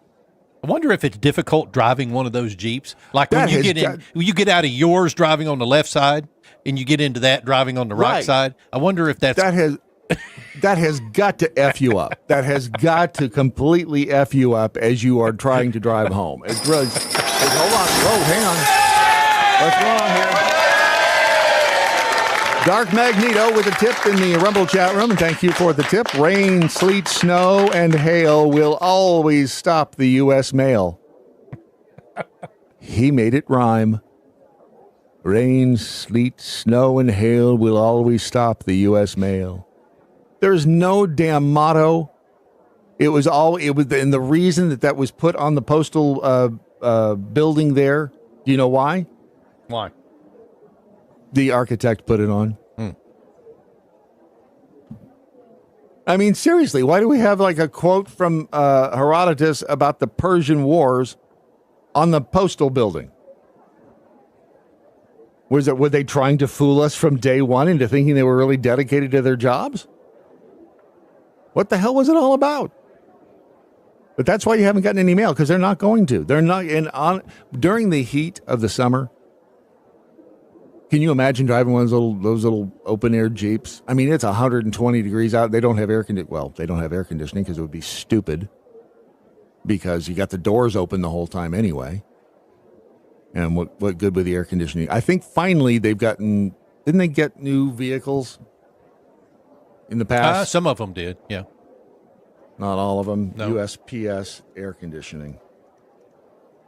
Do you still have any in your neighborhood? Probably not, but in our neighborhoods in this town, there are still postmen that walk door to door. I thought most everybody had their mailboxes out at the street now, but no. Nope. Well, if you got an apartment building or something, you've got to... No, I'm talking about homes, literal homes that have the mailbox like mounted on the wall right outside your front door. You still got post people walking up and down the street carrying that bag. You get some good exercise that way. Yeah, you do. I haven't seen that in a long time. Come to think of it. Yeah, our main street through town, they deliver on foot. USPS air conditioning, major focus, Postal Service transitioning to new electric vehicles that include factory-installed AC, addressing long-standing carrier complaints about extreme heat in older, non-conditioned trucks. Older vehicles only have fans. Yeah. How long is the Postal Service going to be around? Seriously. What do they do? I mean, realistically, you got to think that the majority of what they deliver every day are ads, junk mail. Yes. 90%, I'd say, of what they deliver is junk mail. And somebody's paying for them to deliver it, because what is it to mail a 1 ounce envelope now? I have not bought stamps. How It's much like is a stamp? 65, 75 cents now or something. As of July 13, 2025, 1 ounce letter, 78 cents. You know how much a postcard is now? Holy shnikes. 61 cents to, well, hell, a postcard costs like $10. Yeah. I remember when postcards were 10 cents to mail. Yeah, and they only cost a quarter to buy. Yeah. So it's like, it was not really a big commitment to buy a postcard for somebody. I was looking at one on eBay just the other day. It was the Continental Inn, because it's in the movie Nashville. You know who Robert Altman is, right? I do. You know, Bethy had no idea. She didn't even know there was a movie called Nashville. I don't think I knew there was a movie called Nashville, but I know who Robert Altman is. You didn't know about the movie Nope. Well, you both grown tards? What's wrong with you? 1970, you've been around for 50 years. 50 years. But in the movie, they are at the Continental Inn downtown, which is, the building is still there, but now it's right across from the new stadium, which is fugly. Not that it matters to me. But there are postcards you can buy on eBay, and I was reading one of them is from the, I don't know, 60s, 70s, and it's addressed to whoever, and it was like, hey, we drove all night, finally made it to Nashville. We're staying here tonight, and then we're going to drive 600 miles tomorrow and get to Tampa, blah, blah, blah. I'm thinking, those are a different time. You got to a place, and you thought, oh, we need to send Bob and Carol and Ted a postcard from here. Look at it, and here's a nice picture of the front of the motel. I mean, who does that anymore? You don't. Well, now you get out and you take a picture on your phone, and you, hey, look where we're staying. Met this chick here last night. Know what you said? Know what I said. No. Uh-huh. A large envelope is now $1.63, and international, if you want to send an international letter, it is now $1.70. It is not cheap to get something. And again, as the late, great Doc Thompson once told me when I said, you know, as a human being, you can't afford to yourself take take this piece of paper and drive it to California for 55 cents. I said, you can't afford to. He said, neither can the post office. I went, that's a good point. That's a really good point. How long are they going to keep doing that? I mean, how long can you keep losing money and not go out of business? Just saying. I know we need a hole. And then, you know what the anniversary is of today? I'll tell you in a second. It might shock you on the Daily Mojo. Stupidity is not a competition. I've now been in 50... Unless you're a politician. 7 states. I think 1 left to go. The Daily Mojo. The Daily Mojo. Oh, so many things happening at once here. Look at this. 3D38 says, you mean the postal carriers aren't delivering the mail because of snow and ice? Our mail carrier in northern Minnesota never stopped. They're delivering after 6 p.m. up here. They do deliver now on Sundays. They do, and it's usually Amazon packages. Yep. Yeah. It's they get the last mile thing, right? I think so. I think that's how that works now. But it's how long will the Postal Service be around? Because that one baffles me. This afternoon at 3 o'clock Central. No, excuse me, 3 o'clock Eastern, yeah. 2 Central. Got to do another exciting edition of Wednesday, and that's where we just watch some videos and stuff and talk about them. Just a little get together. A little, somebody brings drinks, somebody else brings dip. And I thought about that when I was watching part of this one this morning. This dude goes to Tokyo, and he. I guess he prearranged to meet this girl right here, and she's going to give him a little tour. Is she just not the cutest thing on 2 legs? Japan Expo. She looks like anime. Doesn't she? This is that Tokyo dating thing, right? You hire a date. Oh, you've done this? I haven't done this. I've watched videos of it on YouTube. I'll bet you have. It's the craziest thing. It's like this is even weirder than that. This is even weirder than that, I think. So Ichigo, you might want to write this down, Ron. Ichigo Iguchi. Yeah. Gesundheit. And take a look at her on the Insta, because I think you'll appreciate that. And anybody else who appreciates the beauty of the female form. Anyway, so he meets her, and they go on a little walk around there in wherever the hell they are, Japan. She's telling us. It's the Kamata Station. I mean, she looks like a cartoon character. So anyway, they go walking around, and they end up at these, and I will tell you this, I've been to Japan, and it is an interesting place. It looks a lot like, ironically, Nashville, Tennessee. And they have the weirdest vending machine. Oh, wow, that is her. Holy cow. What I tell you, you're welcome. Wow. You are very, right? I wasn't wrong, was I? No, you're not. Not at all. Yeah. The Japanese love those little schoolgirl outfits. They too, certainly don't they? do. What yes. is that about? Anyhow, so the vending machines in Japan are very strange. They're odd. And by odd, I mean they're weird. Like they've got beer vending machines all over the place. At least they did. I think they still do. And these vending machines. 何ですかこれは？これはなんだろう相談説明費用なんか女の子を This is a vending machine for knowing girls. So you put your money into this vending machine here, and well, you can decide to get maybe a sports drink there at the top, or you can get the inside the cans are the numbers of the girls. So you buy the phone number. Oh, okay, the contact phone number of the girl. Is that not the weirdest? And so you buy the. Ironically, there are no photos of the girls on the can before you buy it. That's kind of weird, isn't it? Yeah, right. I mean, this is very strange way. It's 300 yen. How much is 300 yen? Is that a lot? I don't know. Hey Siri, how much is 300 yen in US dollars?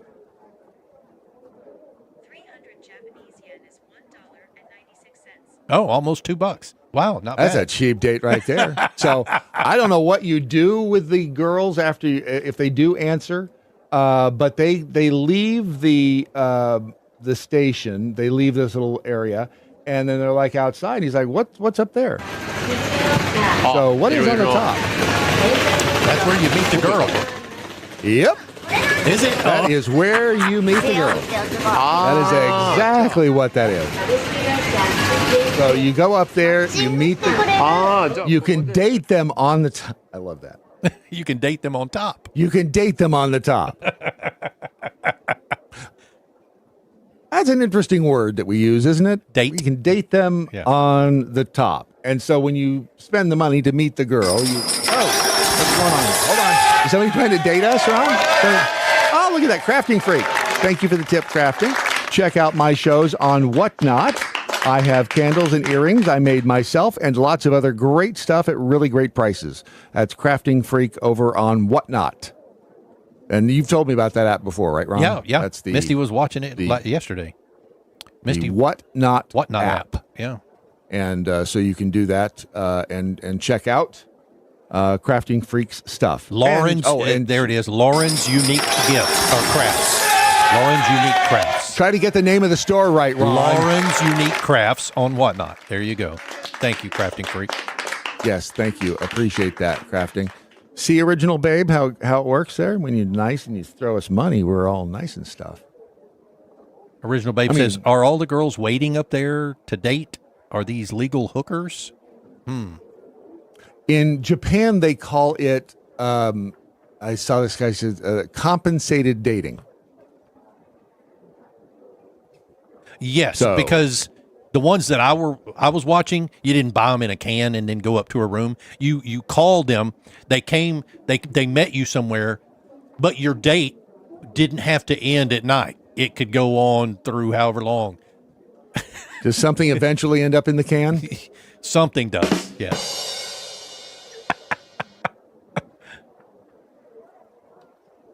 Don't. I'm busy. Stop. Hold on. I'm looking for the other. Don't take this shot. Okay. I'm looking for something. Don't take it. All right. Yeah. Right. So I had it up here, and I don't know where the hell it. I don't know where the hell it went. But here it is. Today is the day. Oh, yeah. Booster engine gimbal now underway. 1986. 15 seconds. 40 years ago. 10, 9, Wow, today. we were just talking about that 7, yesterday, too. 6. Wow. We have main engine. January the 28th. 3, 2, 1, and liftoff. Liftoff of the 25th Space Shuttle mission, and it has cleared the tower. I was on the air at KGIL out in LA. I was in the parachute shop in the Air Force when this happened. Challenger now heading down range. We went into the newsroom. We were watching the news report. We're watching the liftoff. Engines beginning throttling down now at 94%. Normal throttles for most of the flight, 104%. We'll throttle down to 65% shortly. Challenger, go ahead, throttle up. Engines at 65%, 3 engines running normally, 3 good fuel cells, 3 good APUs. Velocity 2,257 feet per second. Altitude 4.3 nautical miles, downrange distance 3 nautical miles. So the 25th Space Shuttle mission is now on the way after more delays than NASA cares to count. This morning it looked as though they were not going to be able to get off. 1 minute 15 seconds. Velocity 2,900 feet per second. Altitude 9 nautical miles. Downrange distance 7 nautical miles. Something went horribly wrong. Seemed to have had a major malfunction. I mean, looking back at it, 40 freaking years ago today. Looks like a couple of the solid rocket boosters blew away from the side of the shuttle. They sure did. In an explosion. And the rest, as they say,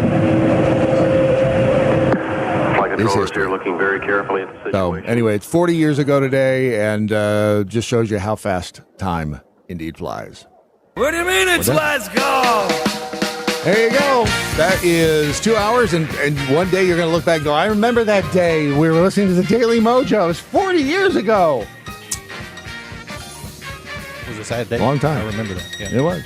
It was. It was sad for America, dude. Everybody came together. What were the last words spoken? Give me a light. Bud Light. We like to find out if anybody learned a damn thing during the course of the program here. And we turn to the comment section over in the Rumble chat room to find out if, like Original Babe, what'd you learn, huh? She says, are all the girls waiting up their date? Are these legal hookers? It's dating. Why do you have to insert sex into everything? Wait a second. She says those people were never inside Another Big Fat Lie. There have been photos. I know. Yeah. I know. At this point in time, who am I to say? Over in the Daily MoJo chat room, Paulo's over there, and frankly speaking, the price just went up the other day, says Patrick G, regarding the Postal Service. Thank you to everybody over on X. I know it's been a, I've not paid it's Ron's job. It's Ron's fault. He did it, not me. Pickled Squirrel said, this is why quality control is so important. I know if you ever have a chance to watch that documentary on Morton Thiokol, it is not pretty. Remember that we the people must hang together, otherwise we shall surely hang separately. 6 Never Tyrannus, resist stupid. Good night, Doc Thompson. Wherever you are, love you all. Yep. Maybe WTF later. This afternoon. Right, really? Right. Watch and listen at thedailymojo.com.